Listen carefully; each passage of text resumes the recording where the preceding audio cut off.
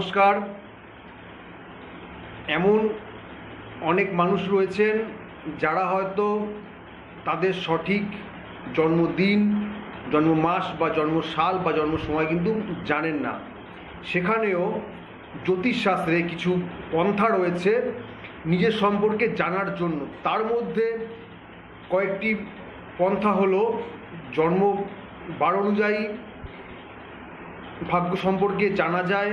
জন্ম মাস অনুযায়ী, সেটা বাংলা মাস হতে পারে, ইংরেজি মাস হতে পারে, সেই সম্পর্কেও কিন্তু মানুষ নিজের ভাগ্য সম্পর্কে জানতে পারে। এছাড়া জন্ম সময় অথবা জন্ম তারিখ দিয়েও কিন্তু নিজের সম্পর্কে কিছুটা জানা যায়। তো যাই হোক, তেমনই হচ্ছে আজকে আমি বলবো যে বাংলা মাস অনুযায়ী জন্মানো জাতক জাতিকাদের ভাগ্য বা প্রকৃতি কেমন হয়। আষাঢ় মাসে যাদের জন্ম হয়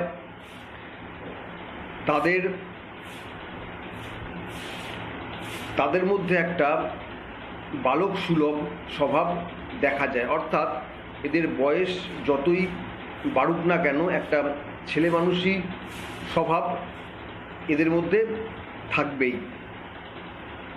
এরা পরোপকারী হয়, মানুষকে সাহায্য করতে ভালোবাসে। এদের জীবনে সুখ দুঃখ দুটোই কিন্তু দেখা যায়। জীবনের প্রথম দিকে এদের কিছুটা সমস্যা, কিছুটা দুঃখ কষ্টের মধ্যে থাকতে হলেও পরবর্তী জীবনে এদের সুখ থাকে। এদের টাকা পয়সা থাকে, এরা সম্পদশালী হয়, অর্থশালী হয়। শিক্ষাগত জীবনে এদের কিছুটা বাধা বিঘ্নের সমস্যা হলেও সেই বাধা বিঘ্ন কাটিয়ে শিক্ষার ক্ষেত্রে সাফল্য পেয়ে যায়। আষাঢ় মাসে জন্মানো জাতক জাতিকাদের মধ্যে অনেক প্রতিভা দেখা যায়। নাচ গান, ছবি আঁকা, অভিনয়, আবৃত্তি, লেখালেখি, এই সমস্ত দিকে এদের একটা আকর্ষণ থাকে। এই সমস্ত দিকে কিন্তু এরা সাফল্য পায়। আষাঢ় মাসে যত ছেলে হোক মেয়ে হোক, এদের চাকরির থেকে নিজস্ব ব্যবসাতেই সাফল্য অর্জন করা এদের পক্ষে সহজ সম্ভব।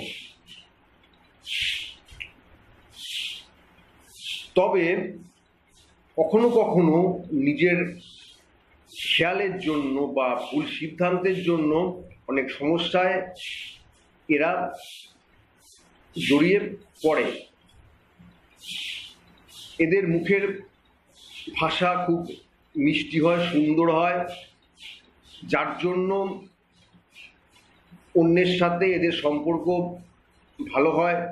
সম্পর্ক এরা তৈরি করতেও খুব পারদর্শী হয়।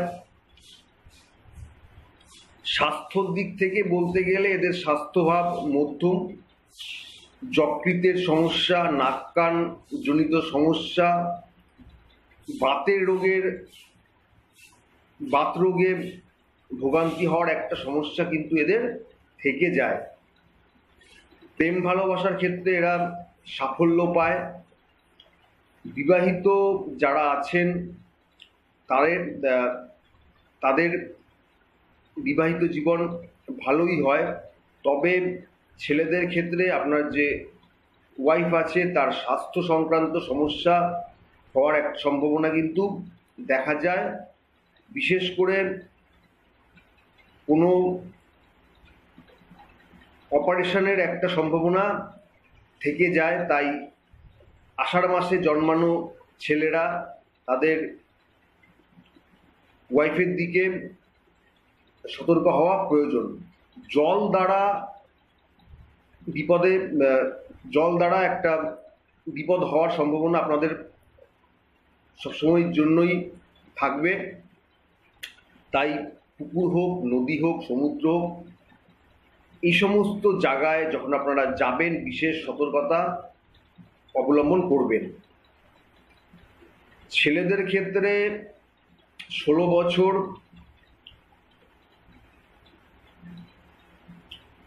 28 বছর,